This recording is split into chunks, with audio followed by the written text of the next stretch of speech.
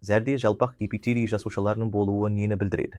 Енді біз жалпақ эпителий жасушаларының не екенін және олардың зәрде неге бар екенін түсінуіміз керек. Жалпы біз зәр шығарғанда зәр шығару жолдары арқылы өтеді. Ол эпителий жасушаларының қабатымен қапталған. Сондықтан егер зәрде тым көп жалпақ эпителий жасушалары болса, бұл үлгі жинаудың жеткіліксіз екенін білдіреді. Сондықтан біз зәр үлгісін қараған кезде зәрде жалпақ эпителий жасушаларының санын көріп, жиналған зәр үлгісінің жеткіліктілігін анықтаймыз. Сондықтан зәр үлгісін бергенде әрқашан орта ағынды үлгі беру ұсынылады. Сонымен орта ағынды үлгі дегеніміз не? Жалпы зәр шығаратын жерді сумен жуыңыз, сабынсыз, тек таза сумен.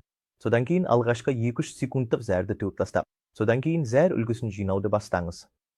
Бұл орта ағынды үлгі деп аталады. Сондықтан